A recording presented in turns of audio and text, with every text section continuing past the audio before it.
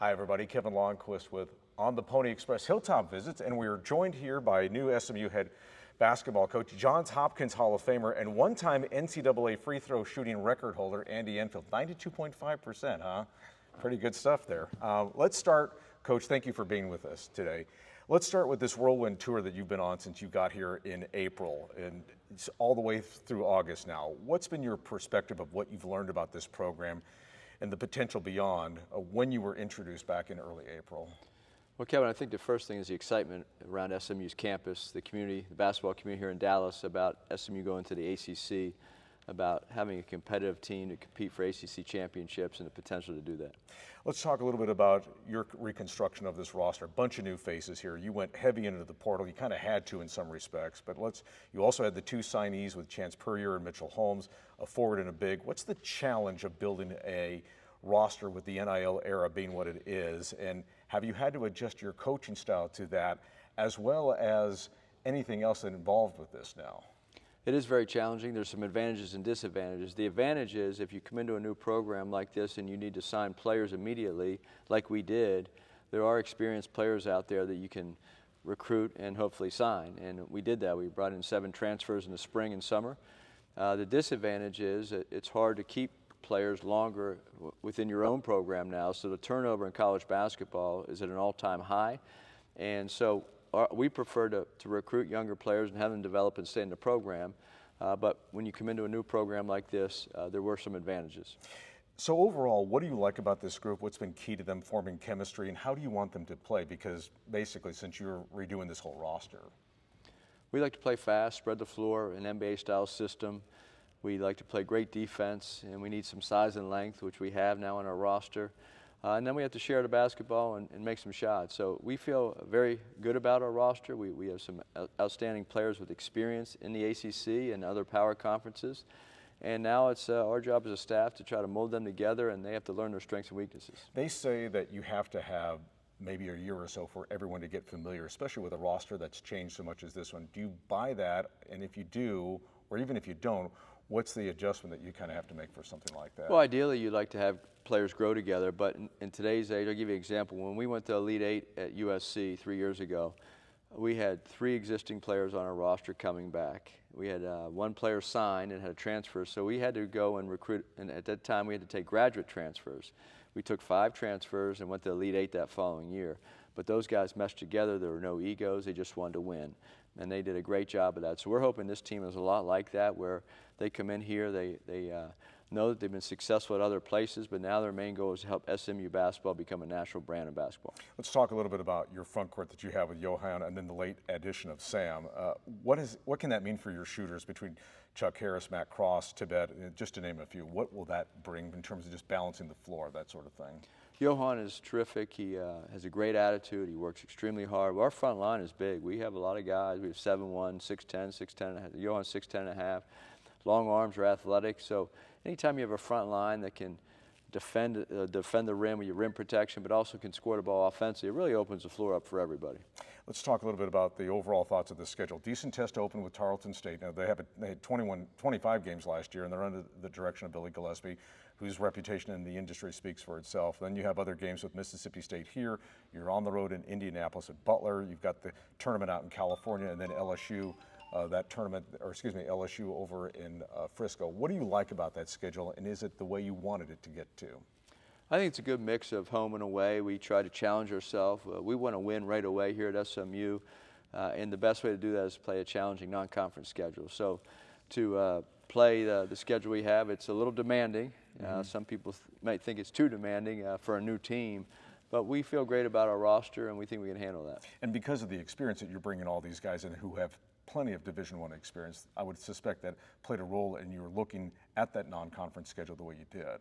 Sure, okay. A big part of it. Let's talk a little bit about the ACC schedule, especially the early part. You open up with Virginia December 7th here, and then you have Duke and North Carolina back-to-back, Duke here on the road at Chapel Hill. And I like to say that some people look at that as the conference's version of hazing, but you know, you went through this when you were at USC, because you might have a season where you would go back-to-back between UCLA and Arizona. So you've been through this. So what's going to be your message to your team when you get to that portion of the schedule? Well, I think 4 of our first 5 ACC games are Virginia twice and Duke and Carolina, and they were the top 3 teams in the league last year. So that is a very challenging, daunting schedule. But that's what the ACC, that's what we signed up for at SMU. We want to play those teams, compete against them, and the message is go compete. This is what you're here for, and you have to beat the best to be the best. So I think it's a great opportunity for us early in the season, early in the ACC season, to make just to compete at the highest level. So I want to talk a little bit further, kind of take you away from SMU and just your art of shooting, your passion for shooting, teaching it, enhancing it, tweaking it. When you got into the game, especially on the coaching side, what drew you to that part of the game, and why did it capture your, if you will, fascination like it did? When I was in graduate school at the University of Maryland, instead of going back into the business world, I thought there was a need for an NBA shooting coach, because players in the NBA are like any other player. They have strengths and weaknesses, and a lot of guys shoot the ball incorrectly. And so I thought at the time that I could develop a method to help not only younger players, but the NBA level players adjust their shooting techniques and help them become better shooters. And so that's what we did. Was there anything specific that you kind of locked onto, because that you could see from a form that's kind of become universal in that part of the game? Well, I shoot the ball one way. I shoot the ball like a lot of great shooters do, with great rotation. I shoot it one-handed. But everybody has their own shooting technique. It's like your fingerprint, and it's like your golf swing. Everybody's shooting technique is slightly different because no one is the same. And so my goal was to be like a golf coach, where in the golf you adjust your grip, your swing plane, your follow through, how your stance, your balance, etc. And shooting's very similar to that. So to become a great golfer, there's a lot of things I would have to change. And when I would see a streaky shooter in the basketball court, I said, hey, there's things that we can do together to make you a more consistent shooter. I was going to ask you, because you went a little bit entrepreneurial. You started making tapes about this. And so what kind of response did you get from that? Well, they're instructional shooting videos. I did the first one with Glenn Rice, the Charlotte Hornets, who was the best shooter in the NBA at the time. And that was great. It was a VHS copy. That's how we're aging ourselves here, because I know you probably went to Blockbuster like I did and rented VHS movies. Then my second one was on DVD. That's still dating us a little bit. But the instructional videos we sold worldwide and did very well with them, because there was a need. Young parents and players of all ages would purchase them and learn how we put that video, VHS or DVD in, and learn how to shoot the ball correctly. Now let's talk a little bit about your career when you got back into coaching. You were in the NBA with the Milwaukee Bucks, the Boston Celtics there. You had 2 great mentors there with Mike Dunleavy and Rick Pitino. What was that experience like, and how did that kind of help you kind of move in the direction to where you did? Very fortunate to work with such great coaches. Mike Dunleavy was so experienced, a great player himself, coached in the NBA for 20 years. So for a young coach, I just learned so much from him. His X's and O's were incredible. The way he drew something up in a timeout. And Rick Pitino was very charismatic with the Boston Celtics, and learned so much from him as well, because he was a great coach. He was also knew how to handle players. And then Leonard Hamilton, I went to Florida State, and he was great as well. So Coach Hamilton really taught me how to build a program at the college level. He's the master at that, and he was just so good. I'm very thankful to work with so many great coaches.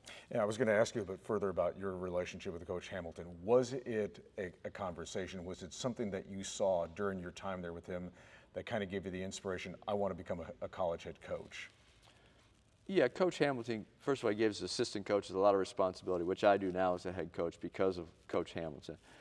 Also, he was such a good recruiter, so good with people. And when you are developing a culture within your program, I just watched whatever he did, and everybody loved him. Everybody loved Coach. They still love Coach Ham. He's a legend and a Hall of Famer. And, he just knows how to cultivate and build a program and get everybody on the same page. And he's just a wonderful person. Your time between Florida Gulf Coast and going to USC, when that opportunity to USC came along for you, when you had that great run at Florida Gulf Coast, was it one of those situations where you said, I've got to go for it now, or else this opportunity may never come again? Well, fortunately, we had everybody coming back. Right. Sherwood Brown was a senior, but we had everybody else coming back. So for the next couple of years, in fact, Bernard Thompson, Brett Comer, those guys were sophomores. Eric McKnight and Chase Fielder was a junior. So we had two high major transfers sitting out. So we knew that team was going to be very, very good for the next couple of years. So it wasn't like as a head coach, I had to leave or we were losing everybody. It was an opportunity that I thought at USC was a football school in a great location, great recruiting base. It had some periods of great success in the basketball over the last 80, 100 years. And it was a very challenging time to go in and, without the transfer portal, without NIL, to go in and build something that we thought might take a few years. And so we took the opportunity, and we had a great experience doing that, but it was a very tough decision to leave Florida Gulf Coast because we had so much love for those players in the school. Finally, Recruiting. Obviously, we can't talk about the names per NCAA rules, but you've had success with a couple of commitments recently. There's some traction elsewhere. The ACC is, of course, the game changer, or else you wouldn't be here because of that. But what are you finding on the trail that's maybe surprised you in terms of just the reception this program has received? Well, I think all the players in the state of Texas now know that SMU's in the ACC, and if they didn't know, we told them that. So right. We're trying to get as many kids that come on campus, experience, see how we run our program, see the offensive system, the defensive system, get a feel for the school, where it is in Dallas and Highland University Park, and really sell the entire package for them. We've had great response. There's a lot of excitement around the city of Dallas for potential recruits. And then nationally, based on our success of putting 11 guys that played for us at USC are now in the NBA since 2018. So 11 NBA players is a lot. And so I think recruits are seeing that, seeing how we develop players as a coaching staff, and thankfully, quite a few good players want to be part of that. Mustangs will open the season on November 4th at Moody Coliseum, a 7:30 start against Charlton State. If you haven't purchased your season tickets, now is the time. Coach, thank you for doing this with us today. Thank you. We want to thank Andy Enfield for joining us. I'm Kevin Longquist for On the Pony Express Hilltop Visits. We'll see you next time.